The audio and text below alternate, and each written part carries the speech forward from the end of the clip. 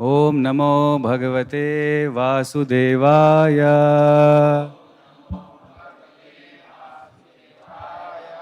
Reading from Srimad Bhagavatam, Canto 3, Chapter 22, Text 7. Ishtya tvaya nushishtoham kritaschanu mahan apavitai karnarandhrair jushta dishtyo shatir giraha. Translation and purport by Srila Prabhupada ki jai. Translation. I have fortunately been instructed by you, and thus great favor has been bestowed upon me. I thank God that I have listened with open ears to your pure words. Purport. Srila Rupa Goswami has given directions in his Bhakti Rasamrita Sindhu on how to accept a bona fide spiritual master and how to deal with him. First, the desiring candidate must find a bona fide spiritual master, and then he must very eagerly receive instructions from him and execute them. This is reciprocal service. A bona fide spiritual master or saintly person always desires to elevate a common man who comes to him. Because everyone is under the delusion of Maya and is forgetful of his prime duty, Krishna consciousness, a saintly person always desires that everyone become a saintly person. It is the function of a saintly person to invoke Krishna consciousness in every forgetful common man. Manu said that since he was advised and instructed by Kardama Muni, he was very much favored. He considered himself lucky to receive the message by oral reception. It is especially mentioned here that one should be very inquisitive to hear with open ears from the authorized source of the bona fide spiritual master. How is one to receive? One should receive the transcendental message by oral reception. The word karnarandhrahi means through the holes of the ears. The favor of the spiritual master is not received through any other part of the body but the ears. This does not mean, however, that the spiritual master gives a particular type of mantra through the ears in exchange for some dollars, and if the man meditates on that, he achieves perfection and becomes God within 6 months. Such reception through the ears is bogus. The real fact is that a bona fide spiritual master knows the nature of a particular man and what sort of duties he can perform in Krishna consciousness, and he instructs him in that way. He instructs him through the ear, not privately but publicly. You are fit for such and such work in Krishna consciousness, you can act in this way. One person is advised to act in Krishna consciousness by working in the deity's room. Another is advised to act in Krishna consciousness by performing editorial work. Another is advised to do preaching work, and another is advised to carry out Krishna consciousness in the cooking department. There are different departments of activity in Krishna consciousness, and a spiritual master, knowing the particular ability of a particular man, trains him in such a way that by his tendency to act, he becomes perfect. Bhagavad Gita makes it clear that one can attain the highest perfection of spiritual life simply by offering service according to his ability, just as Arjuna served Krishna by his ability in the military art. Arjuna offered his service fully as a military man, and he became perfect. Similarly, an artist can attain perfection simply by performing artistic work under the direction of the spiritual master. If a man is a literary man, he can write articles and poetry for the service of the Lord under the direction of the spiritual master. One has to receive the message of the spiritual master regarding one's capacity, for the spiritual master is expert in giving such instructions. This combination, the instruction of the spiritual master and the faithful execution of the instruction by the disciple, makes the entire process perfect. Srila Vishwanath Chakravarti Thakur describes in his explanation of the verse in the Bhagavad Gita, Vyavasayatmika Buddhi, that one who wants to be certain to achieve spiritual success must take the instruction from the spiritual master as to what his particular function is. He should faithfully try to execute that particular instruction and should consider that his life and soul. The faithful execution of the instruction which he receives from the spiritual master is the only duty of a disciple, and that will bring him perfection. One should be very careful to receive the message from the spiritual master through the ears and execute it faithfully. That will make one's life successful. Thus ends the Bhaktivedanta purport.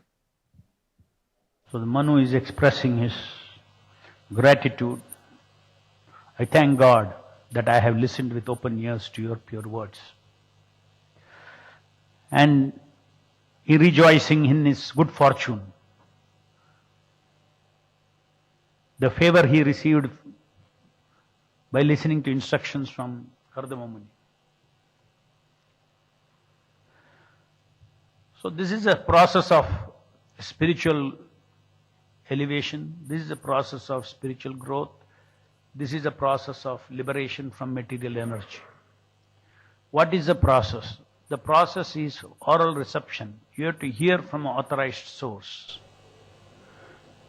When you hear from the authorized source, submissive oral reception, that will cleanse our heart of all the lower gunas, tamoguna, rajoguna, and eventually even sattva-guna, and put us in pure Vishuddha Sattva, transcendental consciousness, just by hearing.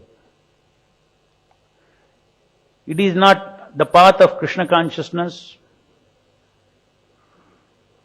Ultimately, is a path of direct reception of the words of the words that emanate from the transcendental platform. Direct reception, without the interference by our material intellect. The material intellect is like a shutter. You should open that shutter. This material intellect, a shutter always stops light, isn't it? In a camera, a shutter stops light. As far as spiritual bhakti is concerned, when you compare it with the process of receiving transcendental words from the spiritual master, receiving transcendental sound, the material speculative intelligence is like a shutter. It has to be opened up. What does that mean? First, one should have faith that the shabda, that the words that emanate from a pure devotee has got, the knowledge is contained within that. The intelligence to understand those words are also contained within that. You only have to receive transcendental intelligence. Your material intelligence gets purified by transcendental intelligence. Material intelligence cannot lead us to transcendental intelligence. Only oral reception can lead us to transcendental intelligence. By receiving oral reception of transcendental facts and transcendental intelligence,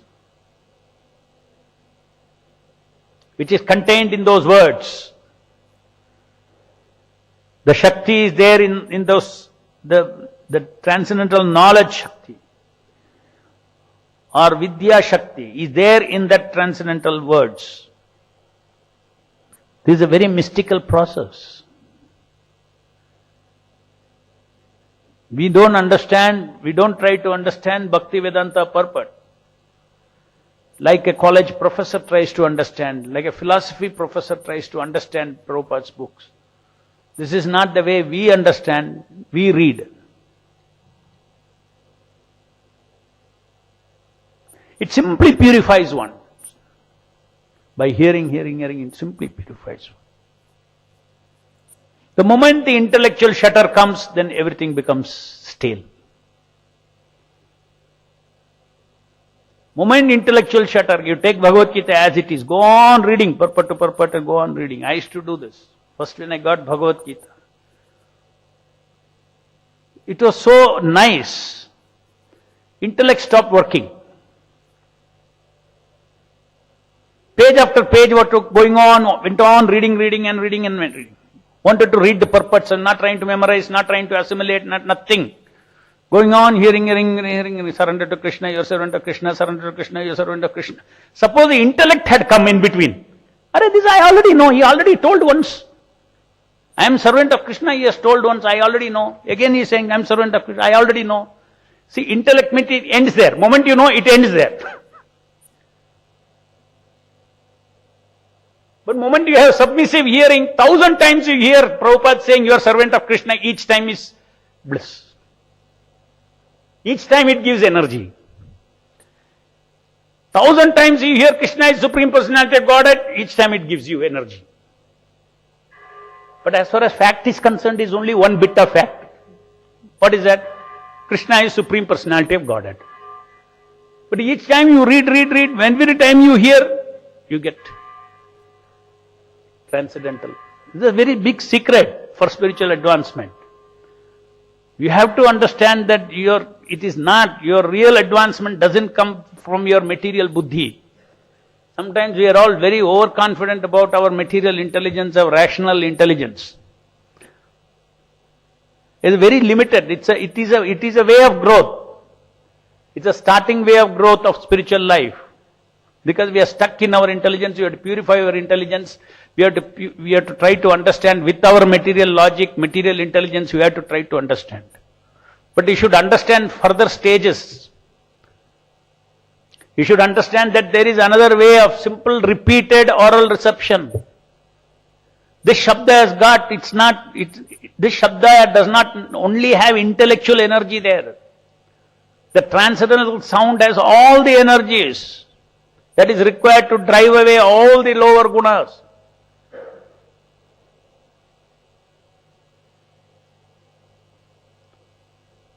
So that is a secret. By simply repeatedly hearing, that is why we say you should read Prabhupada's book, Something you don't intellectually understand, leave it aside. Go on reading. Leave it for now. One day it will become apparent, it will become clear. Try a little to understand. Beyond that you don't try. Then it becomes speculation. Smoothly it should come. Understanding should come smoothly. No spiritual knowledge can be actually captured. No spiritual knowledge can actually be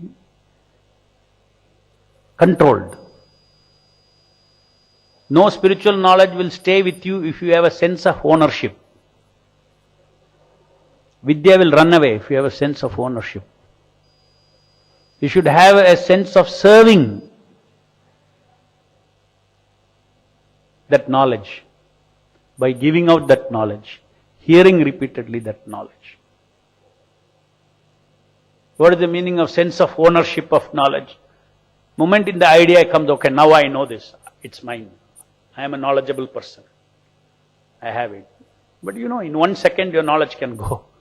You can go into forgetfulness. It is just like karmis think, I am rich, I got a lot of money. In 1 moment money can go anytime. He can become a pauper. In the same way, transcendental knowledge also, you cannot have a sense of possession towards transcendental knowledge. There should be a sense of reception, oral reception, welcoming and hearing the sound that comes from a transcendental source. And that sound will expand transcendental knowledge into our heart, realization into our heart, transcendental feelings into our heart. And unless transcendental feelings come into our heart, nothing will get purified. Because all our impurities are in the form of feelings, wrong feelings. And where are these wrong feelings? These wrong feelings are all stored in our subconscious mind. That is why habits and all don't change. Intellectually you are convinced, but your habits don't change. Why? Because they are all stored and packed and tied together with certain feelings in your subconscious. So unless the subconscious gets purified, subconscious means you are not conscious. It has to get purified. Means the right feelings have to go inside, as we discussed yesterday. Submissive hearing. Submissive hearing means even the feeling of the speaker will go inside. The feeling has to go inside because the contamination is inside, deep inside. Unless it enters, it remains at an intellectual conviction at your conscious level. That is not enough. You will get temporary benefit. 2-3 days you will be fired up after hearing something. You hear a japa seminar, 2-3 days your chanting will be very nice. Afterwards it is gone. Why? 2-3 days it's in your short-term memory, it is there. Scientists have found out that short-term memory means it is only a chemical state. Today you hear something in your neurons, the chemical adjustment. Long-term memory means that chemical adjustment goes and changes your neurons structure. There's a structural change in your brain. Just other day I was reading this article about neuroplasticity of brain. Brain is such a wonderful thing, neuroplasticity. Your change can happen by difference in chemical concentrations in the mind, in the brain. Let's say now you learn one shloka. In your short-term memory it remains. Immediately in the brain there are certain chemical levels which is corresponding to this learning shloka, and it remains there. But in 2-3 days that chemical go to normal. You have forgotten the shloka. You cannot repeat that shloka. But if it goes into long-term memory, that goes into a structure. Just like we go on saying,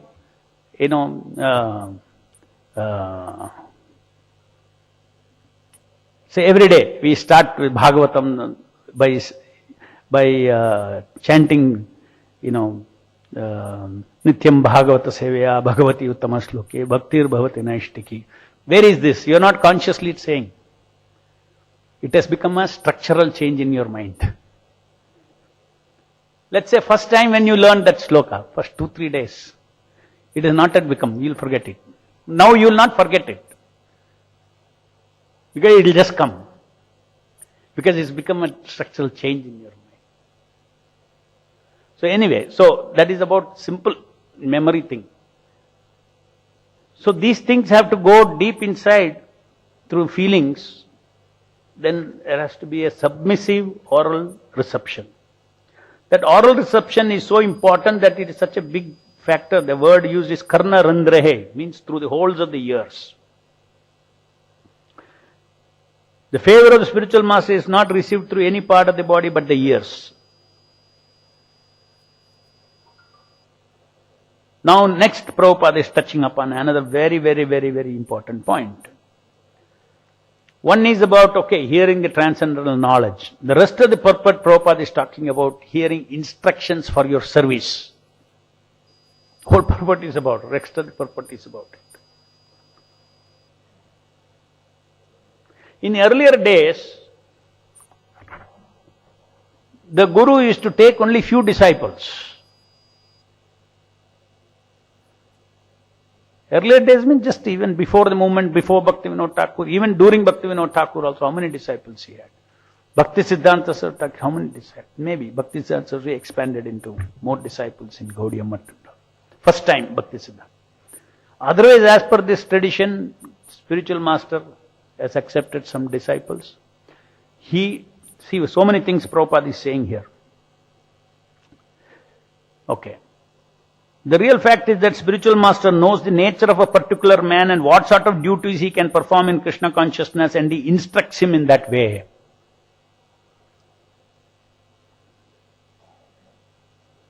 Now the big question comes.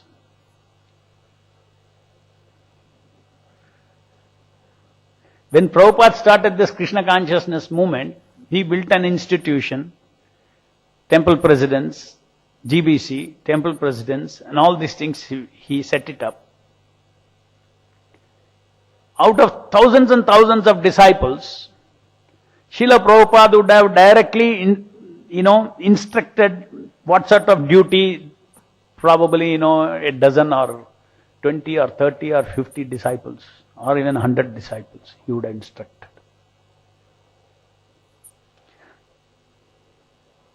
Therefore, we have to understand that Srila Prabhupada, instruction is non-different from Prabhupada giving direct instruction is non-different from the institutional system he set up for receiving instruction.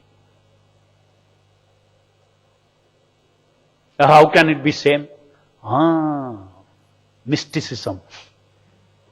Mystical. One should understand that Prabhupada is in our midst. Prabhupada was in the midst of all the devotees during his presence. Even though they were receiving instructions from the temple presidents and temple commanders and all, Prabhupada is to operate through them if you have the faith, and therefore devotees made advancement. Because everybody is a servant of Srila Prabhupada. Temple president is a servant of Prabhupada, everybody is a servant of Prabhupada. Srila Prabhupada acts through one servant to another servant. Is there a difficulty in that? It goes in line with every principle of Vaishnavism. It goes through that process. So if one has faith, yes, it will work. And we also need to, simultaneously understand that is little different from directly Prabhupada saying. It is one and different. But the different aspect you have to be very careful. Because if the temple president says something, go and do the sinful activity. Oh, very obvious, no? So principle is not operating there. Is not operating there. Now why don't you drink tea, coffee also? No problem. It will not operate there. But if in sincerity somebody is executing his duty, not only it depends upon the person who is giving instruction.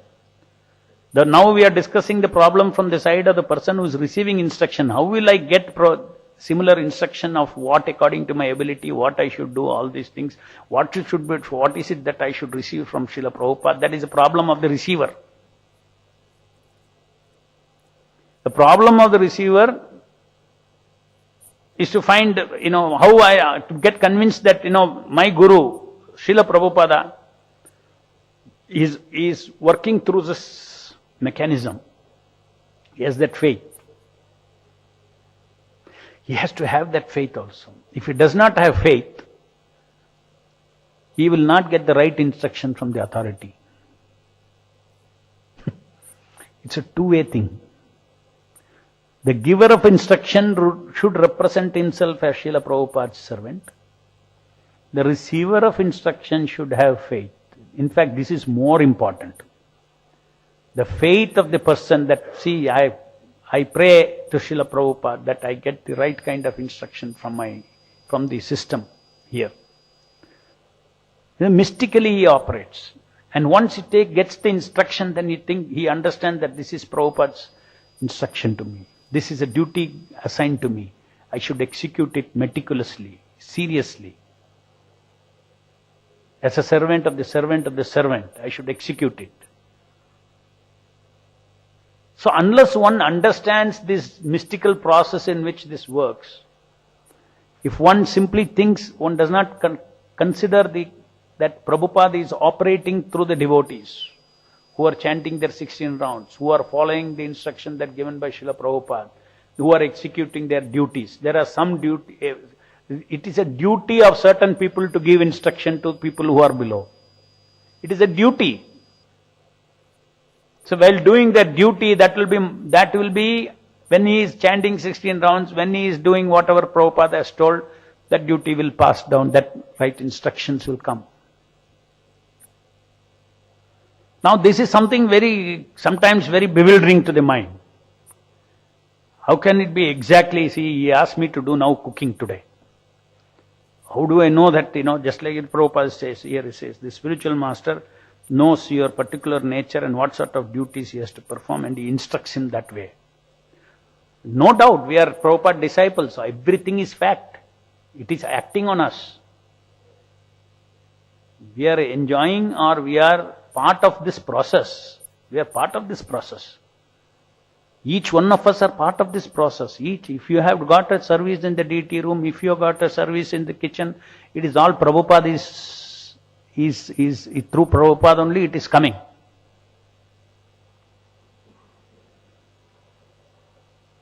Otherwise you will feel that, oh yeah, somebody told me, okay, I'll wait one day when Prabhupada will tell me. That day will never come. That day will never come. Why not take that your whatever duty you get as highly sacred and execute it? It is sacred. Temple president is an instrument, temple commander is an instrument, assistant commander is an instrument, department head is an instrument. There is a mystical process happening here. Mystically these things are happening. One has to accept that the service that he is doing is sacred. It is coming from my spiritual master.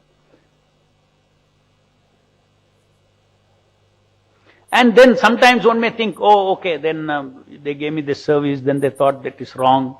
Maybe you are not good at it. Now we realize you are not good at it. The authority will say, now we realize you are not good at it. Now we'll give you another service. Then your mind will think, they should have thought of it earlier, no? I'm not good at it. How do you explain that?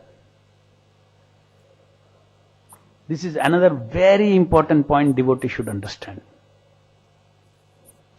In the beginning, when we say according to one's capacity, all those things, the first thing that devotee should learn for several years in his life is not about particular service, it is about servitude. Developing the attitude of servitude. One should not get into this analysis paralysis that, oh, okay, so today I have been sent to Assistant Pujari for doing this. Okay, I do not know really why Prabhupada, Prabhupada brought me to, maybe Prabhupada doesn't want me to Assistant Pujari, maybe Prabhupada wants me to cut sabji. This is analysis paralysis. You paralyze your life by analyzing too much. So if you assume that Prabhupada wants every time what exactly you should be doing, that is an illusion. In Prabhupada's mind, that is not there. Prabhupada's mind, sometimes he may have. But every point, every hand you move, every thing you move, Prabhupada wants, and that is what you are doing. Prabhupada is saying, Prabhupada is teaching us Krishna consciousness to serve the Supreme Lord. Right? So Prabhupada will say, look, you are a neophyte now. This will be in Prabhupada's mind. You are a neophyte. I am not very particular about whether you cut sabji or do Assistant Pujari work. Possible, no? So why we should assume that any service, Now, I want you to follow this system and learn how to be a servant. This is the stage for you to learn how to become follow instructions. You as my disciple, I am focusing on developing your servitude. Whether you cut sabji, somebody else gives assistant pujari, cleaning the pots, does not matter. Somebody will do it and service will go on. If you don't cut sabji, somebody will cut sabji. There is nothing particularly I am going to, some spiritual lesson coming from cutting sabji which cannot be got from washing the pots. So don't get into this analysis paralysis. When a particular, suppose some particular service, these are all very, very high things. Like Lord Krishna wanted Prabhupada to, or Bhaktivedanta Saraswati Thakur wanted a very specific instruction to Bhaktivedanta Saraswati, go to America and preach. We should not imitate that. Neither Krishna nor Prabhupada wants any of those particular things now. When we clean ourselves, then one day it will manifest. When we learn how to be humble, when we learn how to be servant, at the right stage, that kind of instruction, Divya Jnana Hriday Prakasha, within the heart of the disciple, the spiritual master will guide him.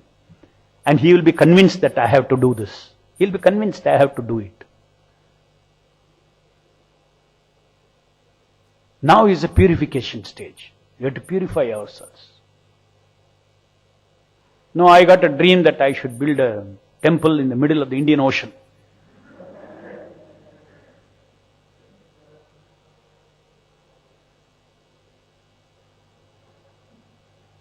Nobody can stop me now.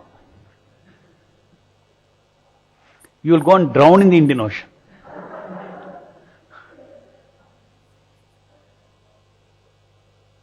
There is a process of purification. There is a process that the Guru is expecting out of you. All upstart thinking you should not get into. Then you will mess up your life. Be patient, be shanti. That is one thing. Another problem is here. From this, another very important thing is, Prabhupada is saying, another may be advised to carry out cooking department, preaching work. And another biggest problem with devotees face, neophyte devotees face is, they think that, my service, one set of people think my service is very big service. Another set of devotees think, my service is very small service. Small, big, all they are talking in terms of socially big. Oh, leader service is big service. I am just cooking. My service is, socially, it may be that. It's all right. Now that devotee is thinking, he is so good in cooking, but in his mind he is thinking, when I will become a management leader? That is perfection of life.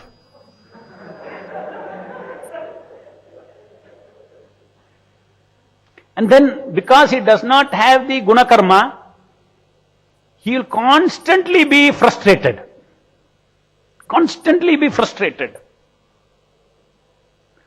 Because he is always comparing. So therefore, from this you should understand, the formula for unhappiness in spiritual life is when you compare yourself with others. You are what you are. Tomorrow you will be what you are meant to be from where you are. With the mercy of Prabhupada, you will be somewhere else. That is, each devotee's journey is different. Don't compare. You don't compare services, don't compare. You compare if you want, okay, here is a person who has got knowledge. When will I get that knowledge? Here is a person who is so detached. When will I get that kind of detached? Here is a devotee who is always working hard. Compare. I am not working hard like this. I want to work hard. Here is a devotee who typed so fast, 70 words per minute. What is the use of getting fascinated with it? One day I also want to type at 70. It's nothing to do with your service. I want to do. Oh, here is a devotee, so beautiful painting he made about Krishna, my God, amazing, so wonderful.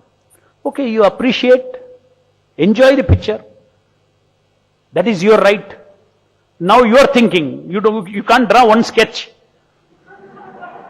When I can make that painting? When I can do like that? What is the use of all that? Rather the devotee should think, when I can be devoted to my work the way the devotee was devoted to that painting.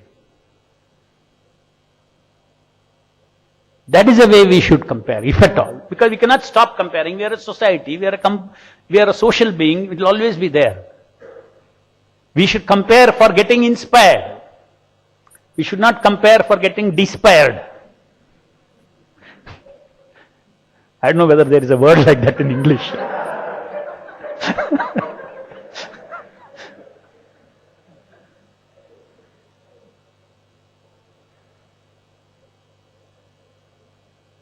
As I said, it is a formula for permanent unhappiness. What is that? The habit of comparing. You are bonded. Your happiness is gone into somebody else's hand. Because that desire can never be satisfied, because he is he, you are you. Any two individuals are the same? No. Any two individuals, are their abilities all same? No. They are all different.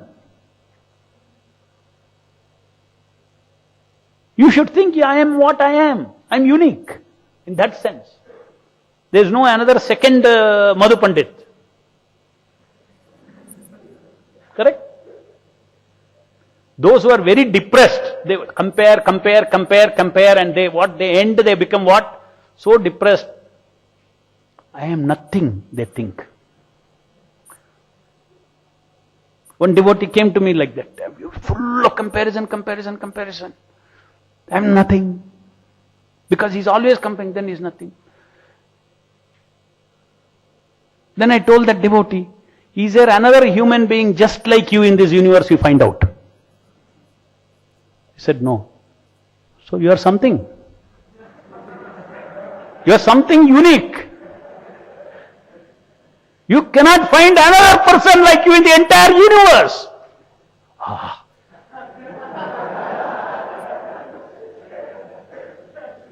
Some value is there now for me. I thought I had no value at all. It is a fact. It is a fact. Please be what you are in your service. Aspire for devotional qualities.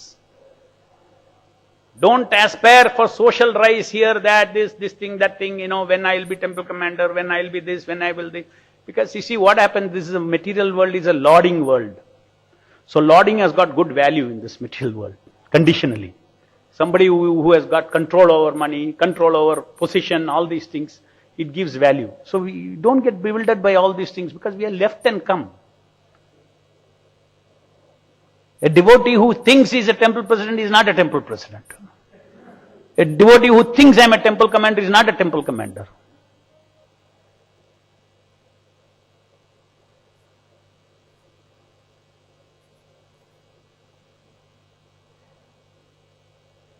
A devotee who thinks that I am a servant, temple president, he is in the right platform. I am a servant temple commander. I am a servant assistant temple commander.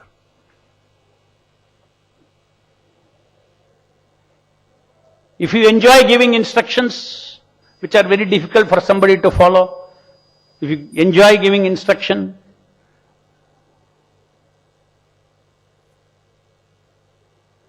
if you enjoy criticizing, those who work under you, sometimes you have to criticize. But you enjoy, there is one formula, whether you should tell yourself, now I see that I have to correct this devotee. Okay, that is one fact. Outside there is a problem with devotee, I have to correct him. It's in my duty to correct him. Look into yourself. Do you enjoy correcting him, or with great difficulty you are correcting him? Great hesitation. You are going to criticize him now. This is wrong, that is wrong. It is painful for you to criticize. If it is painful for you, do it. If you are enjoying, don't do it. You cannot enjoy criticizing any Vaishnava. But at the same time, you have to, sometimes your duty is to criticize and correct. The spirit has to be, the right spirit of service has to be there when you criticize, when you correct. That is the right attitude of a leader.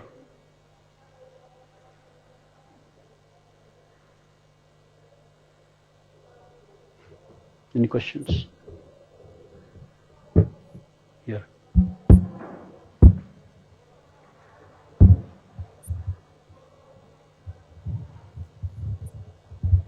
Hare Krishna, Prabhu. Hare Krishna. Prabhu said, like, in a system, like whatever Prabhu, there was one statement, no, like you read in the Purport King. Prabhupada engages us, he knows our nature and he engages us what we are good at. So now physically Prabhupada is not there. So when we are under the system, so whatever our authority says, through the system we get Prabhupada's instructions. But there are many followers of Prabhupada who are not in the system, who are outside the institution. How do they get guidance of Prabhupada in that? They are outside the system also, they have to be. That is why, you see, the temple president is the one who recommends somebody for initiation. And the temple president is a spiritual authority for them also. They just go flying around after initiation, they won't advance. They have to associate with the temple. They have to take guidance from the temple. That is very important. Sadhu Sangha factor is not exempted for them. So Sadhu Sangha is happening in ashram, in this thing, they're happening continuously. In the Vaishnava community it is happening. Just because I am a congregation, I don't have to listen to temple president. Finish, you are going to Maya, finish. The advancement is gone. I don't have to listen to temple authority, is gone. Ahankara comes. False ego comes. One thinks is a big achiever. I achieved this, I achieved this. It will not last for long.